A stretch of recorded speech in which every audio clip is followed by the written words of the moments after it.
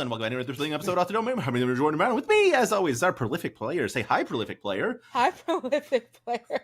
It was what you were last time. Yeah, all right. So I it didn't change. I can say words. I'm just not. I was very surprised. Yeah, that I had to do a thing. Yeah, I shouldn't have been. That's my bad. I've gotten faster. Is what I've learned. Yeah, you have gotten faster. You're getting to like Micro Machines level. Like it's getting very. It's all becoming like one word. It's great. Yes. Like you clearly been putting in the reps to like increase that speed. I went. Andrew Rosas from Rooster Teeth. I don't know if you know him. We did an interview recently, and I did one with him a long time ago. And like, I went back to like find out what I called him, and I like hit play on the video, and it's me going like, "Hello, one and all, and welcome back." And I was like, "Whoa, who is this person? We don't go that speed anymore." That's someone who is trying to make sure that they don't mess it up. You no longer have that I don't want to mess it up energy. Yeah, you know what you're doing now. You're confident in you. I just did an interview with someone who's like, they've certainly never seen anything on Dropout. And doing that intro to them, they were just like, and I was like, I'm sorry. This is just what I do. That's what I do. Yeah. It relates to a thing. Some people think it's cool. Anyway, how do you like whatever it is you did? Yeah. How was your short film Dandelion? It was very good, by the way. And anyway, Danielle, thank you so much. This is so exciting. We're coming off the heels of Titan Takedown, but it's so good, so much fun. Before we get into that, as a former Warner Brothers employee, how are you feeling today about the name going back to HBO Max? Okay, so I mean, a contract employee. I was on a podcast. Like, I had a podcast. Said podcast got canceled, and then I was on 2 shows for Discovery that I wrote on that also got canceled. I mean, I guess we're all. No one was calling it any of the other things. It was confusing. HBO is such a brand name. It would be like if you decided that you were going to start calling Nintendo Dough, or if you were going to start calling Kleenex the Next. Like, what are you talking about? It's HBO. We've all been saying it for, 40, 50 years at this point. HBO has been around forever, so I don't, that Zaslav just came in and had a bunch of ideas, and none of them had anything to do with how to do HBO better. Yeah. It's almost like it was a dare. It's like one of those things where it's like, hey, we will give you $1 billion if you can take this extremely profitable and successful legacy brand and tank it as fast as possible. It is. Let me shut up before I need another job for them. Yeah. Let me stop talking. No. But yes, it's just so funny. It's just It's very silly. So silly. I'm glad that someone was like, hey, like, look, I'm all about taking risks. Like, take a risk, make mistakes, just don't keep making the same ones. But I do feel like, changing the name of a legacy brand is a big risk. How long, when College Humor became Dropout, it was still part of College Humor, and then didn't drop the College Humor Dropout part until Dropout had kind of become its own thing. So maybe wait until Max became its own thing. And still every article about them starts with like, they used to be College Humor. It's they still X, have to clarify. And everyone is still like X, the former Twitter. Like, oh yeah, and I did like that someone on the team for Max did post that was like, your turn X. That was fun. I don't spend a whole lot of time on Twitter these days, but I saw that tweet and it was very funny. It's very good. Well, speaking of making bad decisions but learning from them, Misfits and Magic 2. We haven't spoken since the season aired. The interview where I tried to give you nothing because there was so much that happened, and I have a very big mouth, and I am a certified yapper, and I will tell you everything with very little prodding. No. I couldn't say anything. So the whole interview, I'm just like, yeah, it was fun. I like things. Things are fun. You were successful. I had nothing going into it.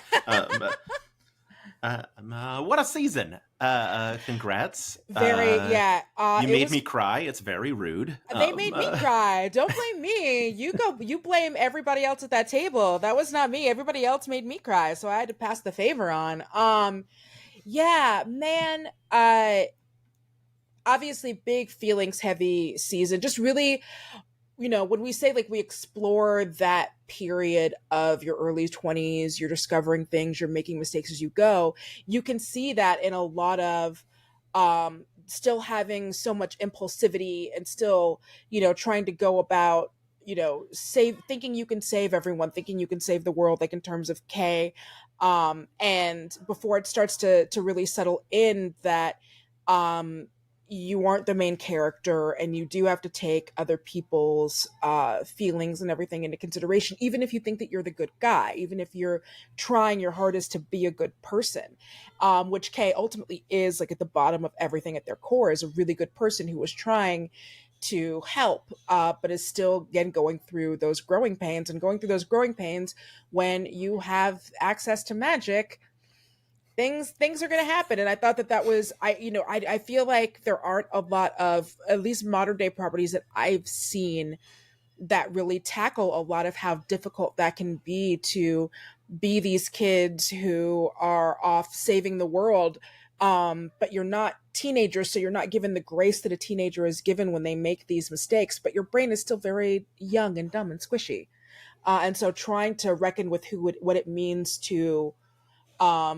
be an adult and go into adulthood, while also, being tasked with this huge monumental thing that when you're a kid and you're like, hey, you're going to go save the world, you're like, heck yeah, adventure. And when you're an adult, kind of the reality of what that means and how that affects everybody else has to come into play in the way that it doesn't when you're a kid. And I think that's one of those things that obviously everybody at the table in Abria is so good at playing, is, it's a joke that I tell very often about certain things. Like, I used to really like hardcore matches when I was a teenager. I loved hardcore matches. And then as I got older and I started being more cognizant of my body's own ability to break down and my own mortality, I stopped enjoying them as much, because every time I see them, I'm like, oh, yeah, it's scripted, but that's a real light bulb in a real person's head. Or like, oh, this person is blading, meaning they are cutting themselves with a razor blade in order to produce blood. And now that we have HD cameras, I can see what veterans who had been doing this for 50 years, what their foreheads look like. They look like a map of all of the matches that they've had. And so, that was just, it was a very interesting thing to get to play, where this isn't a fun adventure anymore now that you're old enough to understand consequences. It kind of takes some of the fairy dust off of that, and that's a very interesting, difficult place to be in. And as a performer, it's a very rewarding place to get to play in, because you don't get to play in that very often. It is very often like, oh, either like this is a fun adventure, or we're all super adults and this is grim dark. But what happens when you're in between? You're in the in between era. So that was fun. Yeah. It was I got to feel every emotion all the time. Yeah, on camera, it was a everyone. lot. Yes. Yeah. Absolutely delightful season. It was also super fun. I don't know if you saw, Abria stitched one of my videos where I was yelling at her about, I was like, this is supposed to be a comedy show. What are you doing? Oh, yeah. It's the comedy season. We said it was the comedy season. There were jokes. That hospital bit was hilarious. That was pretty good. Fun. But she was like, she called me Big Dog and then said, Sam Reich wants his Emmy, I'll get him his Emmy, or something like that, right? Yeah. And then she posted that on Instagram, where our little blood feud is not as well known as it is on TikTok. No. And oh no, the comments were not happy about me. They're like, who does this guy think he is? And I was like, oh no, this is playful. It's a bit. We're doing a bit.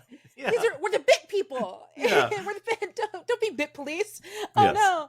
I love that people were being so protective of my baby, but they just didn't get the context. Yeah. But yeah, no, that was, and I'm glad that everybody got to feel all of the emotions with us. What did we do? Ooh.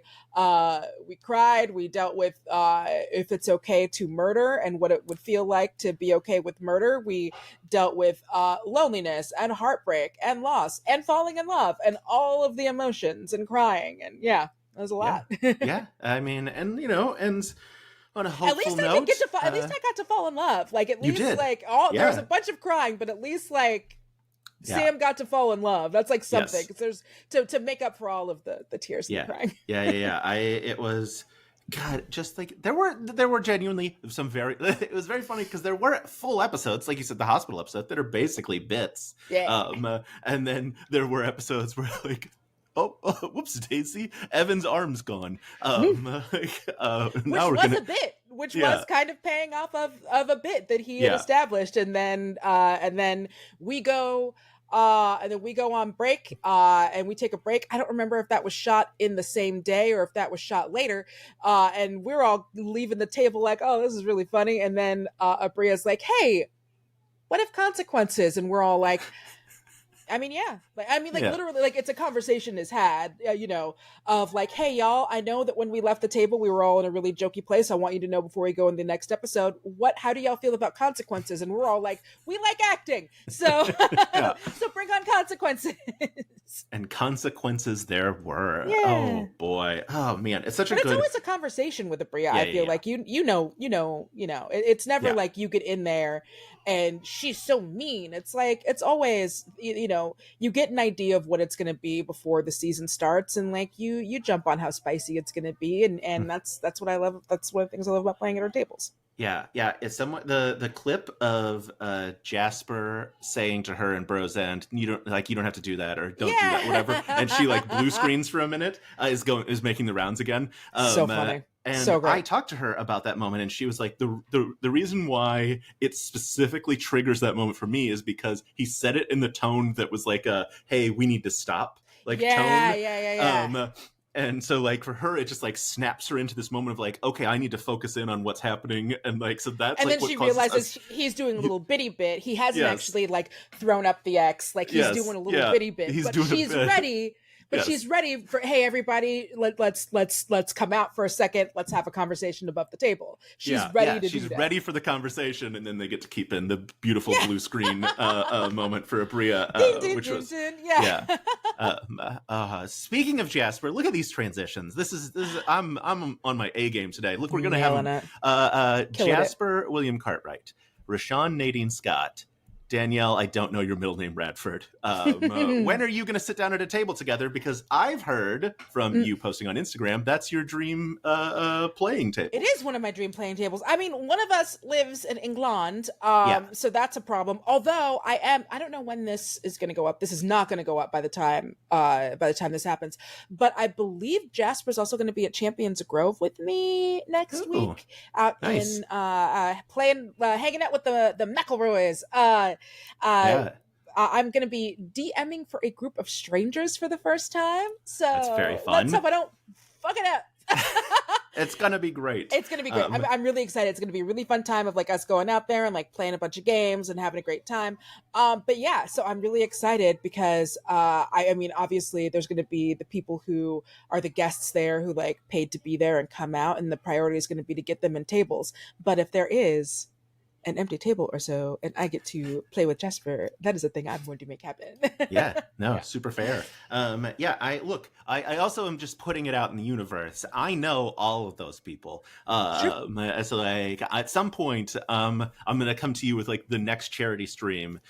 Jasper, you, Rashawn, we should make it 6. I guess Abria, maybe Iffy, make it like do like the do the what's the meme where it's like it's African Americans and Mark, like that meme. I get to be Mark. I haven't I haven't played at a table with Iffy since our Hyper RPG days, because we had a show on Hyper RPG that we did, which was super fun. It was Valiant Vanquished. It was based on superheroes, and it was super fun, and it was very Bit City, but we had a great time. So yeah, I'm always, of course, I love Iffy. Iffy's one of my favorite people in the whole world. But yeah, no, me and Rashawn have talked very often about like we gotta be at a table together, because it's like genuinely ridiculous that it hasn't happened yet. So we'll get there, because it's gotta happen. Absolutely has to happen. It's so much fun. It's also funny. This is not as good a transition because it wasn't specifically about that. It's about your past though. Like the last time we chatted, like my past. I just had like soap opera music goes in my head, like dun dun dun. She's got a past. This is just like someone who like doesn't consume Dropout content messaged me to be like, hey, it's so cool you talked to Danielle, because they were like a fan of you from like back in the day, and so they were like, this is really cool, like I saw your interview which is always very fun. What dumb thing was I doing that they liked? I don't remember. Screen Junkie stuff, maybe? Yeah, I bet it was. Yeah, I think it was Screen Junkie stuff. Yes, yeah. I used to. So back in the day, back in the past, you used to get paid to talk about movies, and I was one of the people who used to do that and get paid to do it. And now, like, people still do, but only if you're willing to yell at women a lot or yell about women a lot. That's a great way to get paid to talk about movies. I don't do that, so I don't really do that a whole bunch, but I do.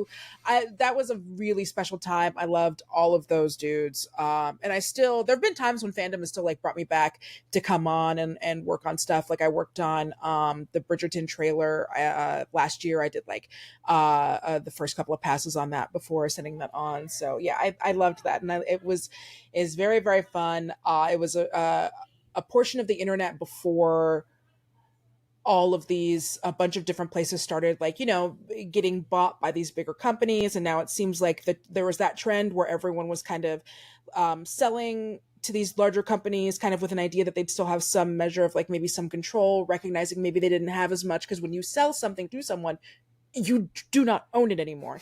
And so recognizing that they no longer had that measure of control, and now being able to kind of come back and like re-own their stuff, like a Smosh did, or like a Giant Bomb just did. So I'm very interested to see, because it seems like a lot of folks are being really heartened by the dropout model, which I do think can work very well for people who already have kind of that established audience, to be able to do those things, as long as you're not trying to be too crazy, expanding too quick, going too far away from what it is that audience specifically has come for, and not spending too much money.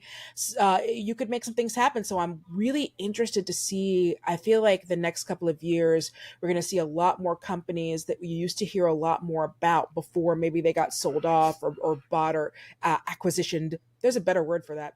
But before they got acquired by these bigger spaces, I think we're going to start to see a lot more of these companies kind of come back, and that's going to be really fun and really interesting. People recognizing that there are ways that they can make opportunity for themselves, and they don't need some hedge fund dude who doesn't necessarily know a lot about how to make content. They only know that there's somehow a way to make money in it, like telling them how to do it, instead of just like people making their own stuff. It's great. Yeah, I'm being hilarious in this, by the way. I'm being so funny in this interview. This is great content. Look, sometimes people like you've also got jokes. Yeah, I'm usually a lot more jokey. I don't know why I'm so introspective today. I gotta knock that shit off. No, introspection is great. Sometimes it's Bit City, sometimes it's introspection. Sometimes it's on the road to Bit City. You reach the introspection archipelago. So yes. That's where we're at. It just makes sense. Yeah. All right. Check your maps, people. Yeah. I don't think this actually works because I don't know how the game. I was going to say, speaking of maps, but I don't have any idea if there is actually a map. Sell me on Cosmic Encounter, the game. Oh, well, so, hey, there isn't really a map, but it is. So Cosmic Encounter was really fun. This was my first time really getting a chance to play it. And I gotta for people that don't know what if they wanted to see you play Cosmic Encounter, yes, at some point in some time near future, yes, they will be able to see that on Dropout. As part of Parlor Room. Yes. Yeah, Becca Spot's new show Parlor Room, which is so funny. I can't even handle it, and I'm so glad, because I feel like a lot of people had been wanting like a tabletop game on there, and genuinely, who's better to do that than Becca? Yeah. So Cosmic Encounter is excuse me, oh, that was gross, sorry. Cosmic Encounter is, God, I'm disgusting. Is I had to hydrate. I was too busy pontificating and my mouth got dry. So it's this really fun game of acquisitions, where you are, there was my transition and I didn't know. It's okay, you didn't know. You so didn't close. know. There is also so you are trying to colonize other planets. Like, you are an alien species and you are trying to take over and colonize as much of the universe as you can, as represented by the other players at the table, who are also all alien species. And every alien species has things that it can do. Like, it has benefits, some of them, depending on who you pick, some of them have special powers where they can stop certain moves from happening. Some of them have special powers where they can like do extra moves, just things like that, depending on who you pick. And then there are also cards which will allow you to like either do extra moves. And there's a lot of negotiating. There's a lot of alliances being made and then being broken, which is really a lot of the fun. And I think I don't think I'm speaking out of turn here. This is one of the more rules heavy, kind of crunchier games on the season, because I think Becca just kind of wanted to see and get a gauge of what the audience would like to see. Mm-hmm. And so she put on one that was really, very much like tabletop. Like I've got a couple of friends who have been like, yeah, that's one of those games that like I would play. That's the type of game that I like respect. That's if you're someone who prefers a Settlers of Catan to, say, a Blockbuster, which we don't play this season, but I would love to play on that show. It's a very fun game. Yeah, or like a Taboo, that would be you would be more likely to play something like this. And it was funny because she was like, yeah, so I got on a bunch of people who are like really, like games folks, and I was like, Becca, I know that like people, I'm known for being like a dork and like I love games and it's all true. No one has ever said I'm good at them, because they would be lying, including myself. Like, I think I'm known for being someone who like loves games and plays games, but I'm not like a strategy gal. And I was like, is there a way for me to cry in this? Because if there's a way for me to cry in it, then maybe like I could be good at it. But it did wind up being really fun, and it is very much. I think people are going to have a lot of fun with the alliances and people trying to like doing all the negotiating in the ships, and yeah. So we did have a lot of fun with it. It's just also just a great group of people to play with. It's like Caro and like Brian and Jimmy, and then little old me and Becca, and we had a time. A time was had. I can't wait. It looks like so much fun. I'll say, like you mentioned Taboo. When I saw the trailer, I immediately messaged Reka and said, "Did you bring Taboo?" Because I was like, there is only one person I can imagine it drop out. It was like, I'd like to play Taboo on television, and it's Reka Shunker, and I was right. I didn't realize that Reka was such a like really big into like board games and games and stuff until like this year, which is like, oh, I'm really glad I know that now. I love having more people to be able to play games with. So much fun. I can't wait for the episode. All right. I'm trying to figure out if I have a transition. I don't. Titan Takedown. You got to be behind the scenes for an episode or season of Dimension 20. I mean, dream come true, I assume. Like Yeah, it's always so for folks who don't know, and why would you, in addition to obviously like being in front of the camera, being talent, I am also like I've also been a writer on shows, various shows. Like I mentioned, I did some writing and some producing on some WB shows, some consulting. I also, I was a content producer for a show that was on Sci-Fi for a while. I've been a producer in a bunch of different places, so like being behind the camera and doing that kind of stuff isn't anything that's like new to me, but it is semi new to me for Dropout. Like I did do some writing on a season of Actually, and then this was my first time getting to come in and do consulting, and that was such a blast. Just getting to sit in Video Village. I'm like sitting there taking notes as everything is happening. Of course, no one's hands are moving faster than Sky's as like notes are happening, and just seeing.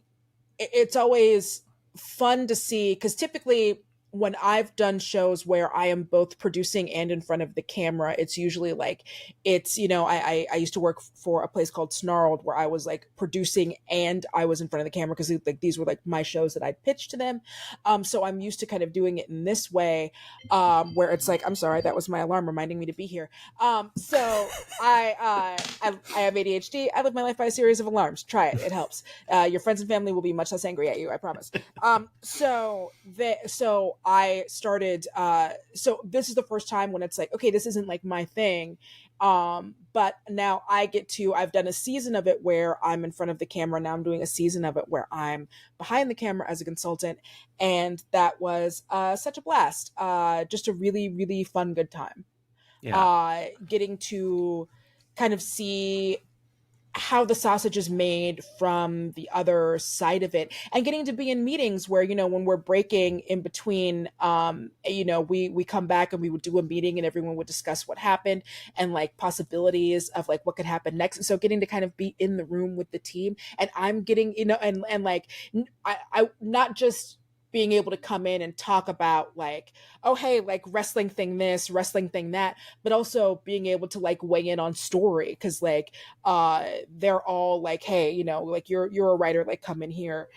So being able to contribute in that way was really fun too, and then seeing like some of my ideas be implemented, it was fun. Yeah. It was That's great. super cool. I love that. So Yeah. such a fun, very collaborative process, and getting to see where everybody fits into that. And it really is like you need all those folks that makes that engine go, and you really see how that works when you're on set. So amazing, such a great time. And like when the season was well before the season was announced, it got leaked on the internet. Yep. That was crazy. That was wild. That was one of those ones where I saw everybody kind of recognize that it had happened, but then it had happened. So then we just like back to it, and keep going, and we'll see. Like it's you don't stop. Like no one, there's no like yelling or screaming or anything. It's just like, well, that happened, but we still have so much of this show to make, so let's go make this show. Because it was a mistake made by somebody who was on set who I think just didn't know, like it wasn't, it's not like a malicious thing. It's not like I'm gonna get in there and leak this. Right. It was just, it was somebody who didn't know better. Look how fun my day is. Not knowing that Dropout fans existed in the way that they do, and they're like, we must know all secrets at all times, and and not like posted, exactly. So and I mean, it wound up being fine. And look, people are going to speculate anyway, like no matter what, even when the trailer, like whether it's a long amount of speculation or a short amount of speculation. So them knowing that it was happening still didn't tell them everything that they needed to know to like be able to enjoy the season without spoilers. They still weren't majorly spoiled. They just like, now they knew that it was happening. And so that little bit of the surprise was kind of taken off, but it wound up working out great. It was, I've heard nothing but great things. Like people who follow my podcast, because I have a wrestling podcast, Titan Fights, people who follow that, like have sent me messages or things online that's been like, dude, like Titan Takedown so fun. I'm like, I know, aren't these guys so great? It's amazing. Yeah. I would say, like, I, as someone deep in it, in the Dropout verse, I would say most people still didn't know that it was happening. Yeah. It was a select group of folks that had seen it. I was one of them, and then I just didn't say anything about it ever, because I was like, I'm not gonna be the one that spreads this.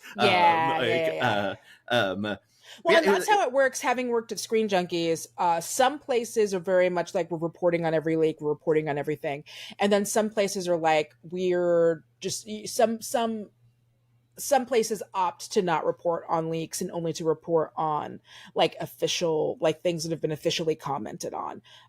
So it just depends on, and I've only worked for places who never reported on leaks. I do find that chasing leaks and scoops can be it can be fun, but once you start doing that, you kind of get locked into being the scoops person, and being a scoops guy seems really difficult and full of unnecessary headaches. If you're just constantly like, I know a scoop, and then what happens if your scoop is wrong, and now everything you've built, even if you're very talented at interviews or you're very good at being able to talk about whatever it is that it is, whether it's talking about internet comedy and content like that, or whether it's talking about movies or whatever, none of that matters anymore because you turned into the scoop guy and you didn't give us the scoops. It just, I find that the juice on that is never worth the squeeze. But, if you're able to do it, make it work for you, more power to you. But in my experience and from my observations, it has never been worth it. Yeah, it seems exhausting. It seems exhausting. Yeah, I'll say like going into Titan Takedown, obviously like it was the big questions immediately were like, where's Murph? Where's Danielle? Right? Like I saw like people because I had seen the picture. So like when people just like kind of vaguely heard that wrestling was coming, I Mm-hmm. knew people were like, well, Murph and Danielle better be two of the cast members. And I was like, I think it's all wrestlers. I Mm-hmm. think you're not. I think very specifically. Yeah, yeah. And then I think I was texting with you when the trailer came out because I was so excited for it and like excited for you. And I believe you were like, hey, go check the credits. I had to make sure because I wasn't sure if that was out that I had been involved in it. And you know me, I'm very careful about not because I will keep yapping. I am a championship yapper. I don't want to be the Tom Holland of Dropout. So Yeah. I am very careful about like I wasn't going to say anything until I saw that my credit was listed on the FAQ, and then I was like, okay, if it's listed on the FAQ, if it's listed on the fact, then I feel like I can say like, yeah, I had like some involvement in this. Yes, yeah, yeah, because Murph and Iffy not listed in the No. FAQ. Those are that post credit was to surprise everyone. Yeah. But it was so funny because I know like Brennan did like a media day about it, and someone asked him, a friend of mine, Liz, asked him Liz. like about the post credits scene, and he was like, you think I wouldn't bring Murph into this? Like, Yeah. it's like Like an immediate like Brennan rant of like like the importance of bringing Murph, but like obviously wrestling very much out of Brennan's wheelhouse. So you came in, and I'm just gonna say you. I know you'll disagree. You taught him everything. I will disagree, but I the did season do a only lot exists of because of you. But yeah, what was that like getting the call in? Like, how did Brennan approach this? It's so it was so much fun. So during one of the taping days of Mismatch 2, it was during WrestleMania. Like we were taping during a WrestleMania day. And so I had spent a lot of time that day talking about WrestleMania just because people were like asking, and I'd be like checking my phone or not checking my phone depending on what I did or didn't want to know.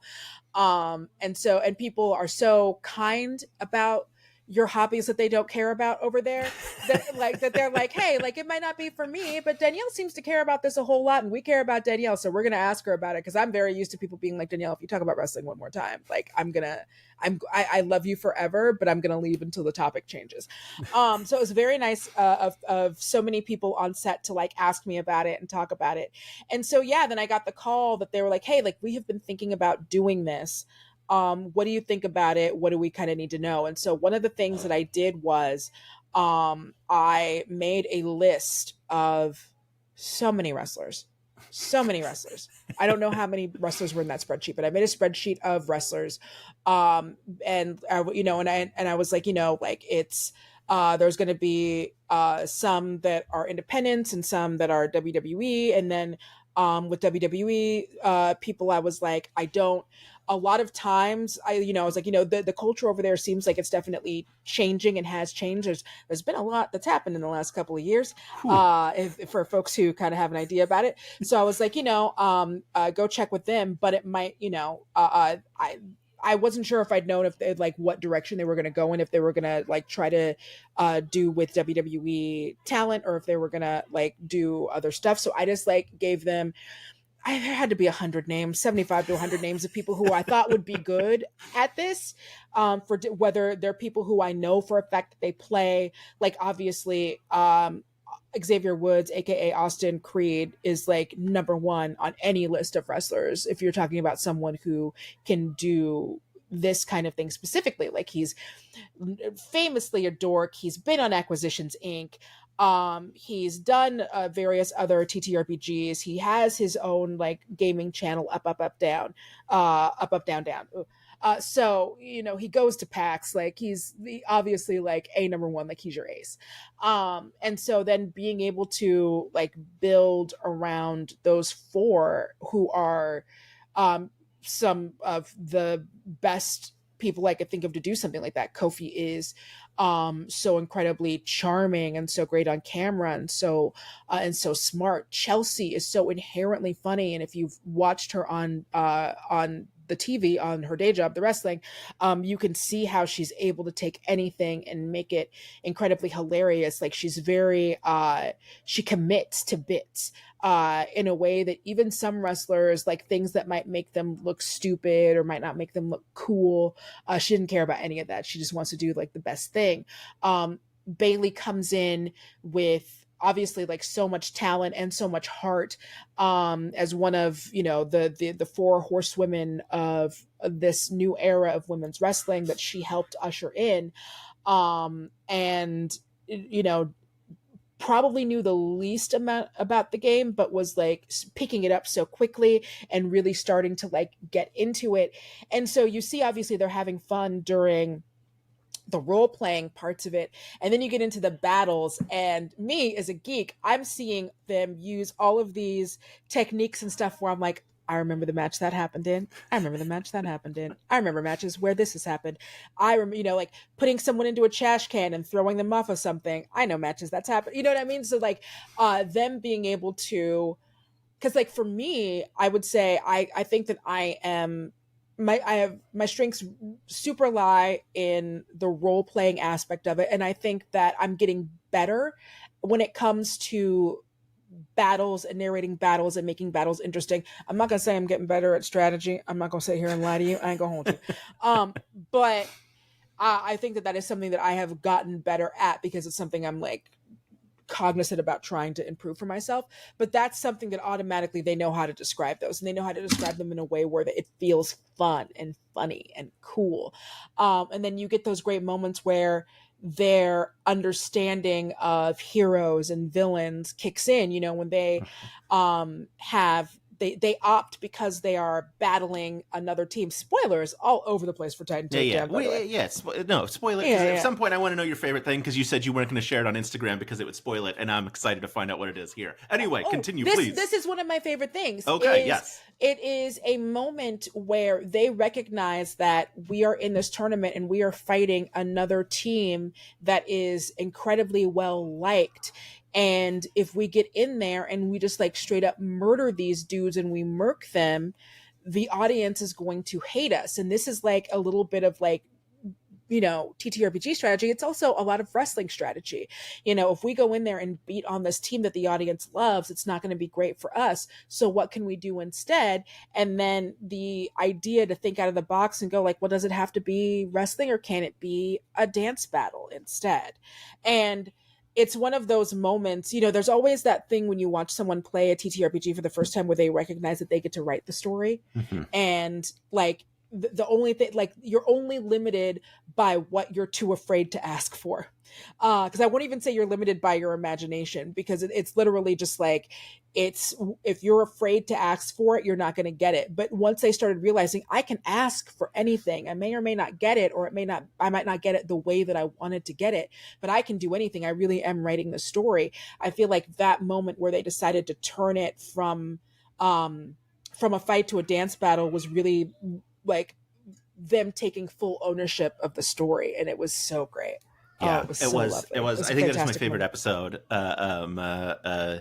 Because it reminds it's a thing that I love as someone that gets to DM for people a lot. Like when you get to like, I was running some games at a library in Austin for librarians, which is delightful. It was like they're well read. I know they were describing stuff well. Yeah. Ooh, so that's good. Sexy. So good.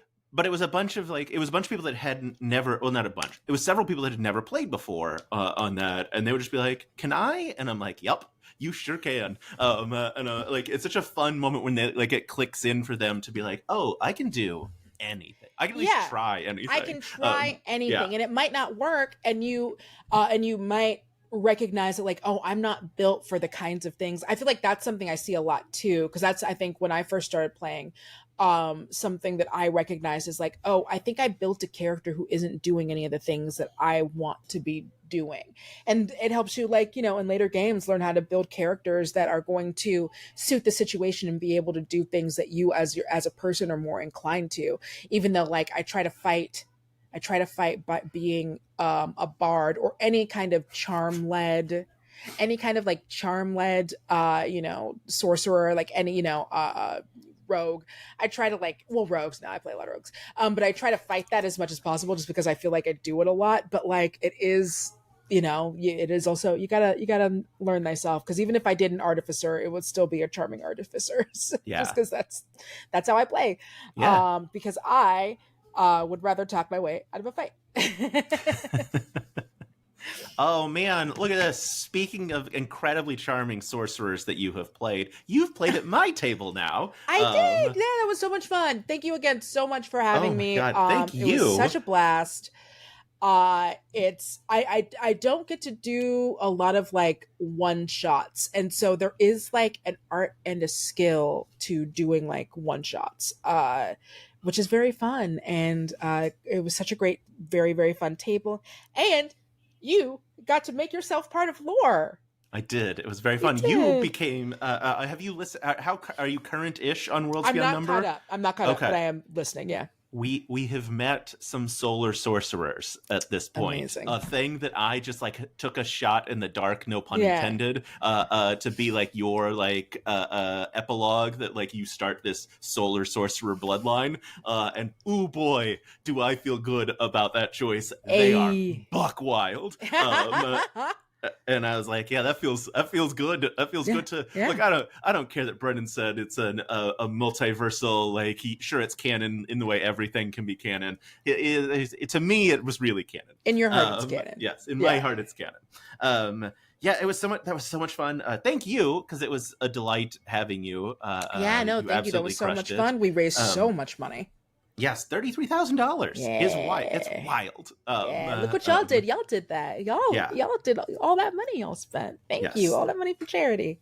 It was so much fun. Yeah, I'm excited for when you get caught up. So like through 47, it's there. 48 came out this week. 47 is the one that like you'll know. You'll know. Please text me, because you're gonna be like, oh, holy shit.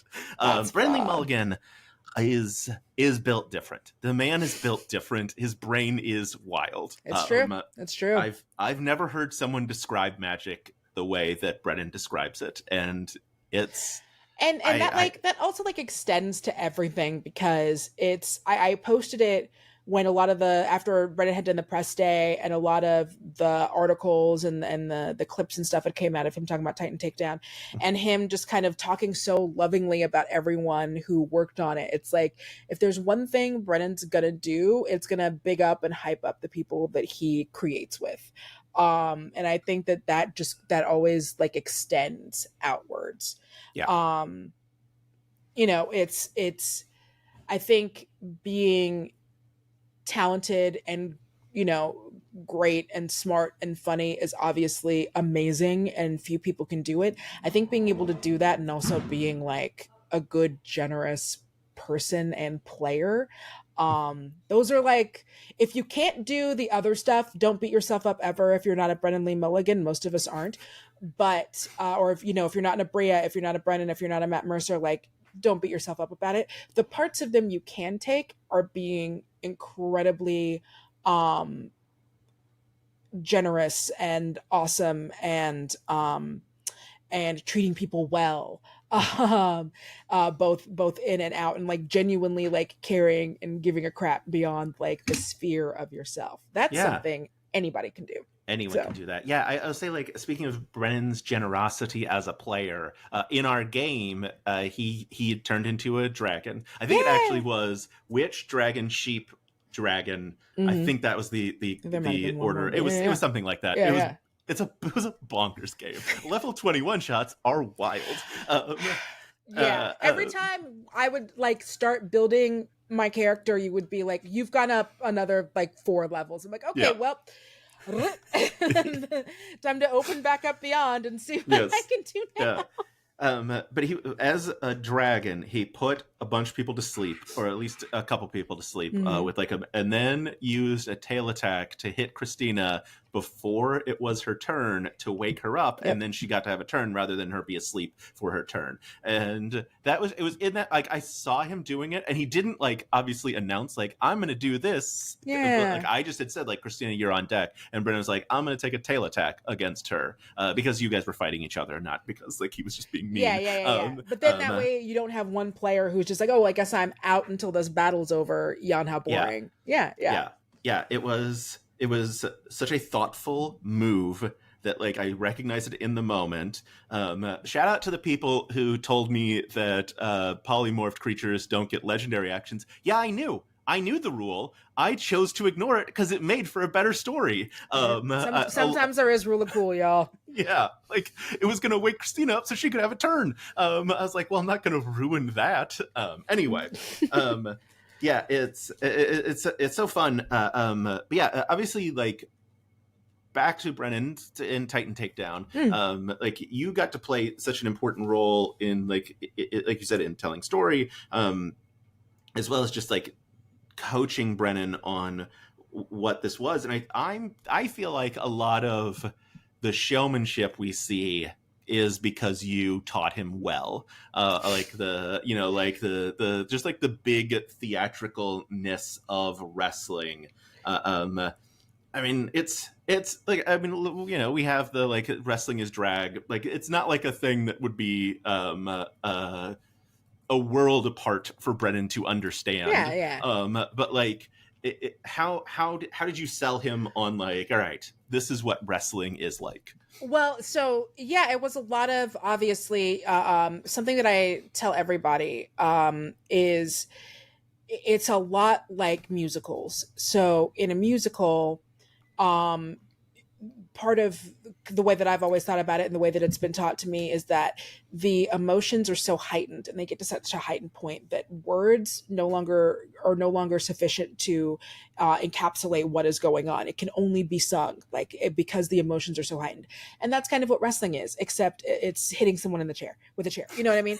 Like, that's, but it is a lot like that.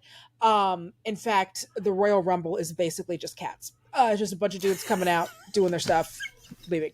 No, that's perfect. It's perfect. And so a lot of it, you know, there's kind of a cultural osmosis that you get about a lot of wrestling. You know, characters that we're all kind of, like, pretty familiar with, kind of these, like, huge archetypes that, you know, we all kind of know, like a macho man has kind of become a real big archetype of a wrestler. And then also, you know, because Brennan put in that element of shine where the audience, because that was another thing I said, like, you know, people joke around, but, you know, we all joke around about, like, you know, New York is really the fifth character when people talk about TV shows or things that are in New York, and it's like, you know, New York's really one of the characters.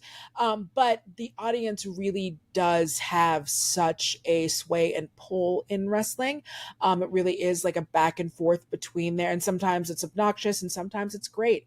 And sometimes that reaction can be used to halt or enhance the trajectory of a wrestler in their real life, not just on screen.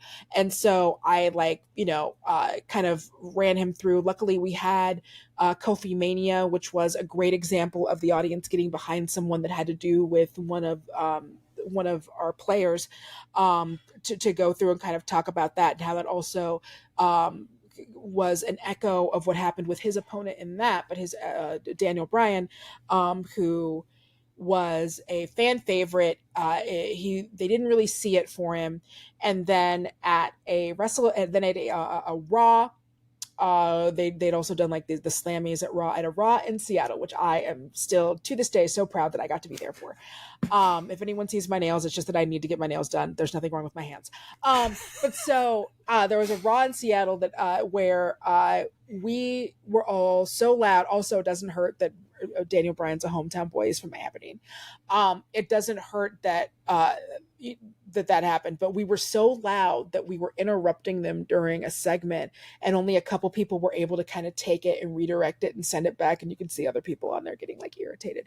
But seeing the outpouring of like the swell of support for him, they turned that into a storyline, something called the Yes Movement, of like now actors and other people who would come and like interrupt matches and like run into the ring and be like, we're here to support Daniel Bryan, like we've got signs, like yes, yes, yes, because that used to be his catchphrase. So things like that can happen. And so, kind of talking a little bit about those things, teaching Brennan all about the different chants, because there are so many different chants in wrestling, and then sometimes wrestlers get their own chants, and there are chants in wrestling from everything from we hate you style chants, where one chant is literally just the word asshole over and over again.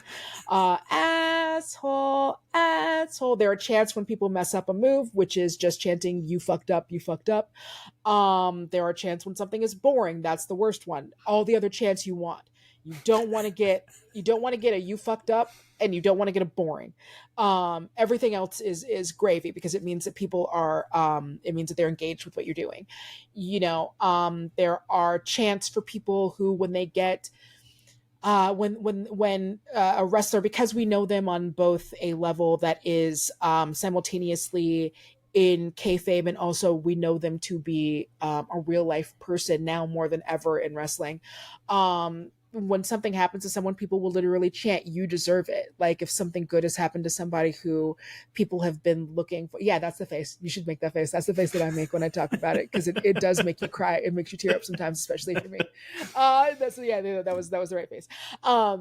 So kind of teaching him about that, and like how much sway and pull the audience had, and then some of the quirks of wrestling, like parking lot fights and different styles of wrestling matches, from something like a Royal Rumble with its rules, and the difference between that and like a Hell in a Cell match, and the difference between that and then just what the regular rules of kind of like wrestling are, which basically almost every match in this was a hardcore match. But there are some rules about disqualification, but obviously it's not going to be because if everything was if you couldn't have powers or magic or any outside things like that, that's not super fun for a D&D show. So yeah, a lot of stuff like that. And then just like showing him some of the best of our players, and like, I'm going to make you fall in love with these 4 people, and it's going to be really easy because look at them.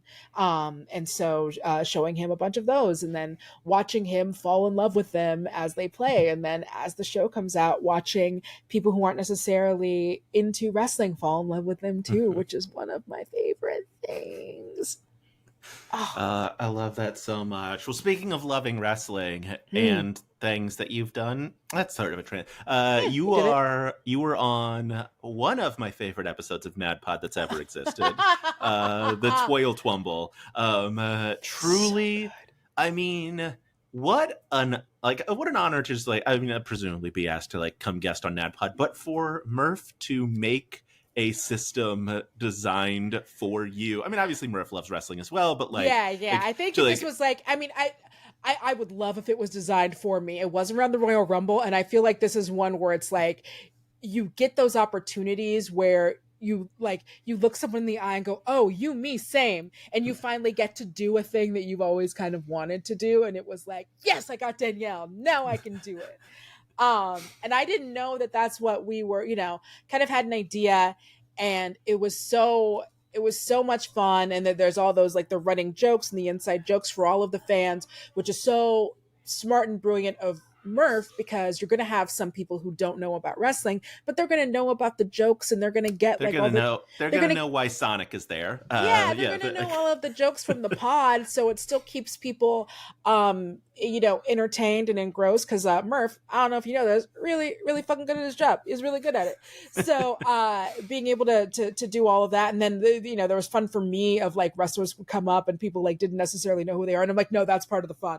Like that's because the audience is also not going to know, and like it's part of the fun to kind of like play around with that kind of thing. And so yeah, it was so fun us doing dueling JRs. It was it was a really good time. That was so great. Dueling JRs, absolutely fantastic. Yeah, I bagosh bagosh bagosh bagosh bagosh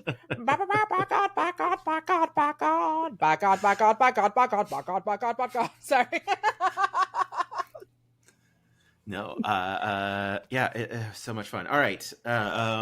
If you could cast a 4-person wrestling table from across time, Across time?